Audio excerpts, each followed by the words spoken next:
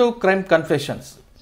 తెలుసో తెలియకో లేదా అప్పట్లో గ్రామంలో ఉన్న పరిస్థితుల మీద ప్రభావం లేదా తుపాకీ పట్టుకోవాలనే ఒక సరదాతోనో కొంతమంది యువకులు అడవి బాట పట్టారు. అక్కడికి వెళ్ళి అన్నలతో కలిసి ప్రజల సమస్యలపై నిత్యం పోరాటం చేశారు. ఈ పోరాట సమయంలో భాగంగా వాళ్ళు ఎండనక వాననక వర్షం అనక చల్లనక పగలనక రాత్రనక నిత్యం అడవుల్లో ఉండి అక్కడే దినదిన గండంగా బతుకుతూ అక్కడ ప్రజలు ఇచ్చిన ఆదివాసులు ఇచ్చిన గిరిజనులు ఇచ్చిన భోజనాన్ని తింటూ నిత్యం అక్కడ ప్రజలకు సమస్యలపై పోరాటం చేశారు. అప్పట్లో ఉన్న పరిస్థితులకు అనుగుణంగా ప్రజల సమస్యల మీద సమీక్ష జరుపుకోవడం, అక్కడ భూస్వాములను బెదిరించడం, భూములు ఎక్కడైతే ఉన్నాయో వాళ్ళందరూ కూడా పేద ప్రజలకు పంపిణీ చేయడం, వాళ్ళలో చైతన్యం చేయడంలో వాళ్ళు తమ వంతు పాత్ర పోషించారు. ఆ విధంగా అడవుల్లో ఉన్న వాళ్ళు తర్వాత కాలక్రమంలో అక్కడ పార్టీలో పద్ధతులు నచ్చకో లేదా వ్యక్తిగత కారణాలతోనో లేదా అనారోగ్య సమస్యలతోనో తిరిగి జనజీవన శ్రమంతో కలిసిన వారిని పరిచయం చేసే ఈ కార్యక్రమంలో ఈ వారం మన guest Janbi alias Saritha alias Jaya. Janbi Nalgonda జిల్లాలో ఒక చిన్న కుగ్రామంలో పుట్టిన జాన్బీ అక్కడి నుండి నల్లమల్ల ఫారెస్ట్లో పనిచేశారు. నల్లమల్లలో ఉన్న తర్వాత అక్కడ ఆమె పేరు జయాగా మార్చుకున్నారు. జయ తర్వాత నల్లమల్లలో ఎప్పుడైతే మావోయిస్టు పార్టీ పీపుల్స్ వార్ పార్టీకి పీపుల్స్ వార్ పార్టీ పూర్తిగా కనుమరుగైందో నల్లమల్లలో అక్కడి నుంచి ఆమె యోఓబి కటాఫ్ ఏరియా వెళ్ళారు. అక్కడ చాలా 14 సంవత్సరాలు పనిచేసిన జాన్బీ అలియాస్ సరిత చాలా పెద్ద ఆపరేషన్లు చేశారు. ఒకటి బలిమలలో గ్రేహౌండ్స్ దళం ముట్టడిలో ఆమె కూడా ఉన్నారు. వాటితో పాటు Ramagiri Rayagada encounter, Rayagada police station దాడులు, చాలా పెద్ద దాడులు చేశారు. దీనికి ప్రధాన కారణం ఏంటి? ఒక చిన్న కుగ్రామంలో పుట్టిన జాన్బీ ఎందుకు అడవి బాట పట్టాల్సి వచ్చింది? ఎందుకు మరి తిరిగి బయటకు వచ్చారు? అసలు అడవుల్లో ఉన్న పరిస్థితి ఏంటి? పీపుల్స్ వార్ పార్టీ మావోయిస్టు పార్టీకి ప్రజలకు మధ్యన గ్యాప్ ఎందుకు వస్తుంది అనే అంశాలని ఆమె తెలుసుకుందాం. నమస్తే అమ్మా. జాన్బీ అలియాస్ సరిత అలియాస్ జయ, నీ పేరు 2009-2010లో బలిమలలో అటాక్ అప్పుడు బాకూరు వెంకటరమణ అలియాస్ గణేష్ పేరుతో పాటు మీ అందరి పేర్లు పోలీసులు అప్పుడు రికార్డులు గుర్తించారు. అంటే బలిమల అనేది గ్రేహౌండ్ పోలీసులకు పెద్ద దెబ్బ పడింది. అసలు ఆపరేషన్కి మీకు ముందు సమాచారాలకు వచ్చింది, అది అప్పటికప్పుడు అనుకొని చేశారా లేదు ప్లాన్డ్గా వెళ్ళి చేశారా? అంటే గ్రేహౌండ్స్ పోలీసులు నీటిలో వస్తున్నారు కాబట్టి మీకు పైన కొండ మీద ఉన్నారు, మీకు అప్పర్ హ్యాండ్ వల్ల దొరికిందా? వాటితో పాటు కటాఫ్ ఏరియాలో మీరు చేసిన పనులు, ఈ ప్రశ్న సమాధానం చెప్పే ముందు నల్గొండ జిల్లాలో నాంపల్లి దగ్గర ఉన్న ఓట్లపల్లి గ్రామానికి చెందిన జాన్బీ అసలు అడవి బాట ఎందుకు పట్టాల్సి వచ్చింది? అడవి బాట అంటే అప్పుడు 2004లో చర్చల కాలం. అప్పుడు గ్రామాలలో మా బావి దగ్గరికి దళం వచ్చేది, గ్రామాలలో దళం వచ్చేది, మొత్తం తిరిగేది. అట్లా పాటలతోని ఆకర్షితురాలై అట్లా పోవడం జరిగింది. ఇంకోటి ఏంటంటే మేము చిన్నప్పుడు మా భూమి సమస్య ఒకటి ఉండే, అంటే ఈ గ్రామంలో అన్నలు వచ్చేవారు అప్పుడు ఓట్లపల్లి వచ్చేటోళ్ళు మా బావి దగ్గరికి కూడా వచ్చారు. మా నాయనకు కూడా కలిసేటోళ్ళు, మేము కూడా పోయేటోళ్ళం. చిన్నప్పుడు మేము కూడా చూసాం. మా ఊళ్ళో కూడా చాలా విపరీతంగా వచ్చేటోళ్ళం. 2004లో చర్చల కాలంలో బహిరంగనే ఊర్లలోకి వచ్చి ఆటపాటలు పాడి అట్లా చేసి పార్టీ చేసిన ఆకర్షితులని దానికి నేను పోయినా. ఇంకొక కారణం ఏంటంటే మా భూమి వేరే మా పాలోళ్ళ వాళ్ళు గుంజుకొని మా నాన్నమ్మ వాళ్ళకు మా నాయనకు వాళ్ళకు చిన్నప్పుడు బాగా కొట్టడం, ఇది కూడా ఒక కారణమై ఉద్యమంలో వెళ్ళిపోవడం. అంటే మీ నాన్నగారితో మీకు పాలేరుతో సమస్య వచ్చినప్పుడు మీ నాన్నగారు ఉన్నారు, మీ అన్నదమ్ములు ఉన్నారు కదా, వాళ్ళు కాదు మీరెందుకు ఒక ఆడపిల్లగా మీరు ముందుకు అడుగు చేశారు? అంటే ఇక న్యాయం లేదు. ఇక్కడ కూడా మా భూమి తీసుకొని మాకు కొట్టడము, మాకు తిట్టడం అదొక కారణం. అయితే ఇంకా ఆటపాటలకు కూడా బాగా ఆకర్షితురాలై ఈ రెండు కూడా పనిచేసి నా దాంట్లో నేను పోవడం అంటే జరిగింది. ఎవరు మీకు అప్పుడు బాధ్యత వహించారు? తిరుమలగిరి కుర్మయ్య కమాండర్గా ఉన్నారు. అప్పుడు కుర్మయ్యతో పోయినా.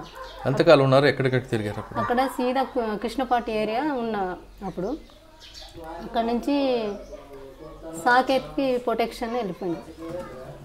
సాకేత్కి నల్లమల్లలో అప్పుడు చర్చల కాలంలో ప్రొటెక్షన్కి వెళ్ళిపోయినాం.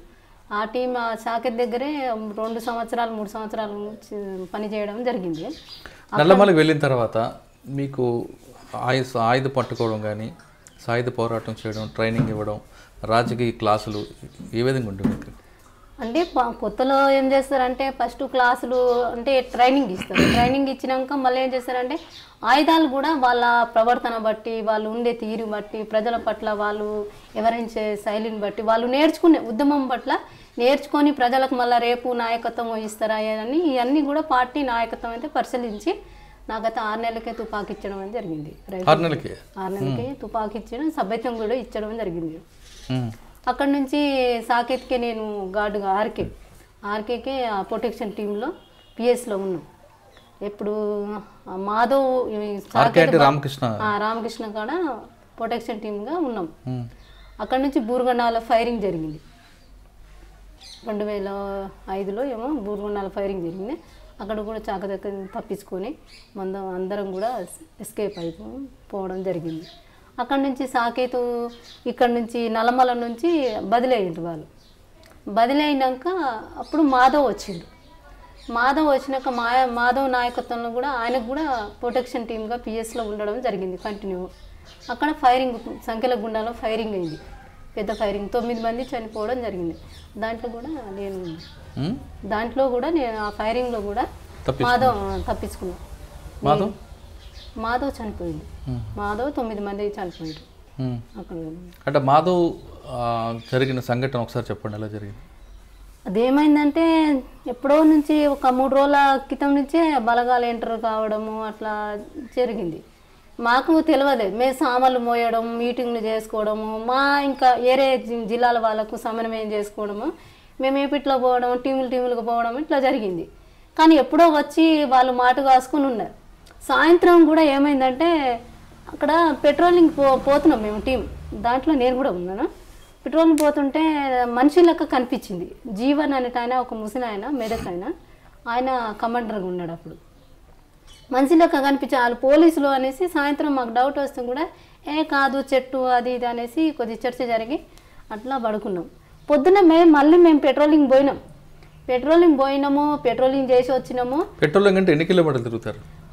ఇప్పుడు దగ్గర అయితే చాలా మా ఊరు అంత దూరం నుంచి తిరిగినాం. పోయి వచ్చినాక కరెక్ట్ 9:10కి ఫైరింగ్ స్టార్ట్ అయింది. 10:10కి ఫైరింగ్ స్టార్ట్ అయింది. కథం ఒక 15 గంటలే ముగిసిపోయింది. రిట్రీట్ మా ఎమ్మటే రిట్రీట్ అయిండు మాధవ్. అక్కడి నుంచి ఒక టీం వచ్చి కొట్టేసింది. దాంట్లో నేను కూడా ఉన్నాను, ఒక ఎస్కేప్ అయినాము. మీరు ఎలా తప్పించుకున్నారు అప్పుడు? అట్లా అంటే ఫైరింగ్ చేసుకుంటే మేము కూడా తప్పించుకున్నాం. అంటే ఎలా కాషన్స్ ఏ విధంగా ఇచ్చేవారు? అందరికీ కాషన్ ఇచ్చిండు, కానీ ఇట్లా మొత్తం రౌండ్ చుట్టేసారు. రౌండ్ చుట్టేసినాక కొద్దిగానే మేము రిట్రీట్ అయిన దగ్గర అక్కడ కూడా ఉన్నారు. ఈ మాధవ్కి మేము కూడా ఇటు పోవద్దు, ఇటు మా దగ్గర రమ్మని చెప్పినాం. అటు పోతుండగానే కొట్టేసింది ఆ టీము. కొద్దిగా మాకు ఒక దారి లాంటివి ఉండే, దాంట్లో నుంచి మేము వచ్చేసాం. అంటే ఎక్స్చేంజ్ ఆఫ్ ఫైర్లు జరుగుతున్నప్పుడు మీరు ఏ విధంగా మీ వాళ్ళందరికీ ఇండికేషన్ ఇచ్చుకుంటూ పారిపోతుంటారు? పారిపోవడం అంటే కాషన్ ఇచ్చిర్రు, కాషన్ అడ్వాన్స్ అని చెప్పిండ్రు. ఎవరి కవర్లో వాళ్ళు పోయినాం, ఫైరింగ్ కూడా చేసినాం. రిట్రీట్ కాషన్ ఇచ్చినప్పుడు రిట్రీట్ అయ్యే క్రమంలో వాళ్ళు 9 మంది చనిపోవడం జరిగింది. ఆ తర్వాత మీరు ఎంతకాలం ఉన్నారు నల్లమలలో?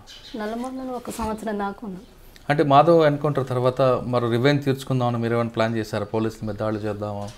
అప్పుడైతే దాడి చేసినంత పరిస్థితి ఏం లేకుండే. కాకపోతే అక్కడ ప్రకాశం జిల్లాలో ఒక డివిజన్ కమిటీ ఉండే, ఆయన ప్రతాప్ అనేట ఆయన ఇప్పుడు సరెండర్ అయ్యి అరెస్ట్ అయ్యి ఇంటికి పోయి ఉన్నాడు. వాళ్ళ చెల్లెల పేరు పద్మ, ఆయన ఉన్నాడు. ఇంకా పెద్ద దాడులు చేసినంత శక్తి లేకుండే అప్పుడు. ఇంకా ఇప్పుడు ఇక్కడ నుంచి బలగాలకు ఏఓబీకి ఎట్లా పంపాలి, ఉన్న వాళ్ళకి ఎట్లా కాపాడుకోవాలన్నట్టుగా కమిటీ నిర్ణయం తీసుకుంది. అప్పుడు అందులో భాగంగా మీరు వెళ్ళారు? నేను సీదా ఏఓబీకి వెళ్ళాను. ఇప్పుడు నల్లమల్ల నుంచి ఏఓబీకి వెళ్ళక ముందు మీకు ఇప్పుడు సమస్య ఉంది మీ ఊర్లో, భూ సమస్య. దానికోసం కూడా మీరు పార్టీలతో పాటు భూ సమస్యలు ఉంది, మీకు అన్యాయం జరుగుతుందని మీరు పార్టీలు వెళ్ళారు. మరి మీ నాన్నగారు ఆ సమస్య పరిష్కారం చేశారా? అది చెప్పినాము, కమాండర్కి చెప్పినాము, పార్టీకి చెప్పినాము. అంటే మనం వ్యక్తిగతంగా అక్కడ పార్టీలో పరిష్కరించుకునేది ఏముండదు, వ్యక్తిగతంగా కక్షలు తీర్చుకునేది కూడా పార్టీలో ఉండదు కదా. మనం చెప్తాం, కమిటీ ముందు చెప్పినాం. కమిటీ ముందు చెప్పినాక వాళ్ళు ఏమన్నారంటే కుర్మే ఇట్లా కమాండర్ ఉన్నారు, అక్కడ డీసీలో చర్చించుకొని ఎడ్జెస్లో చర్చించుకొని ఇంకా లోకల్ కమాండర్ చెప్తే పరిష్కరిద్దామనేసి వాళ్ళు అనుకున్నారు. ఆ టైంలో నష్టాల మీద నష్టాలు, కుర్మే చనిపోవడం జరిగింది, తర్వాత ఇక్కడ కూడా ఫైరింగ్ జరిగి ఇక్కడ నలుగురు చనిపోయింది, మా బావి దగ్గరే జరిగింది అది. అక్కడ నలుగురు చనిపోవడం జరిగింది. అట్లే కొంతమంది రిట్రీట్ అటు ఓబీకి రిట్రీట్ చేయడం జరిగింది. అంటే మీరు అడవుల్లోకి వెళ్ళారని తెలిసిన తర్వాత మీ ఎవరైతే ఇబ్బంది పడుతున్నారో వాళ్ళు దారికి వచ్చారా లేదా ఇంకా రాలేదు? ఇంకా రాలేదు, ఇప్పుడు కూడా నడుస్తుంది అది. మన ఎస్పీ సార్ దగ్గర కూడా పోయింది అది భూమి పంచం. ఏం జరిగింది? ఏం చదువుకున్నాం మనం అసలు? నేను అప్పుడు ఇంకా 2వ తరగతి 3వ తరగతి ఇలా చదువుకున్నాను, కానీ పెద్దగా అప్పుడు చదువుకోలేదు. ఆట ఆడడానికి పోయినాను, కానీ అంత పెద్దగా ఏం చదువుకున్నాను, పాటలు చదువుకున్నాను. సాధారణంగా మావోయిస్ట్ పార్టీలకు అంటే అప్పట్లో పీపుల్స్ వార్ పార్టీకి వచ్చిన వాళ్ళందరూ కూడా చదువు రాని వాళ్ళందరూ ఉండేవారు, చదువుకున్న వాళ్ళు మహిళలు ఎక్కువ లేరు అనేది వాస్తవం అంటారా? అప్పుడు అంటే ఆదివాసులకైతే చదువు లేదు అక్కడ. ఇక్కడ నుంచి పోయిన వాళ్ళైతే, గ్రామీణ ప్రాంతాల నుంచి పోయిన వాళ్ళైతే చదువు లేదు కొంతమందికి. చర్చలప్పుడు చాలామంది వచ్చారు కానీ కొంతమంది నిలబడడం జరిగింది, కొంతమంది రిట్రీట్ అవ్వడం జరిగింది, ఇళ్ళలో పోవడం జరిగింది. దాని కారణం ఏమనుకోవచ్చు రిట్రీట్ అవ్వడం అంటే? ఇప్పుడు నిర్బంధం, నల్లమల్లలో చిన్నగా నిర్బంధం పెరుగుతుంది. ఒక ఫైరింగ్ తర్వాత ఒక ఫైరింగ్ అవుతుంది, క్యాడర్స్ అమరులు అవ్వడం జరుగుతుంది, రిక్రూట్ లేకపోవడం జరుగుతుంది. చర్చల కాలంలో వచ్చిన వాళ్ళు కూడా సరైన రాజకీయాలు వాళ్ళు ఎవరో మన పార్టీ బోధిస్తుంది, దాంట్లో మనం వంట పట్టించుకొని మనం ప్రజల కోసం పనిచేయాలి అనేసి ఒక స్పిరిట్తోని పనిచేసిన వాళ్ళు ఏమో గట్టిగా మొన్నటి దాకా నేను నిలబడి వచ్చినాను ఇక్కడ. అట్లా నిలబడతారు, లేకుంటే ఈ కష్టాలతోని ఎందుకు అనుకున్న వాళ్ళు రిటర్న్ వచ్చారు. అంటే చర్చల సమయంలో పార్టీలకు వచ్చిన వాళ్ళు చదువుకున్న వాళ్ళు ఎక్కువ మంది వచ్చారు, చదువు రాని వాళ్ళు ఎక్కువ మంది వచ్చారు. ఎందుకు చదువుకున్న వాళ్ళు ఎందుకు అంటే గ్రామీణ ప్రాంతం నుంచి కొంతమంది అంటే చర్చలో కొంత పాటలకు ఆకర్షితుల అట్లా అయిన వాళ్ళు కూడా వచ్చిండ్రు, కొంతమంది చదువుకున్న వాళ్ళు కూడా వచ్చిండ్రు. మరి చదువుకున్న నిలబడ్డారా వాళ్ళు? నిలబడ్డారు కొంతమంది. ఇంకా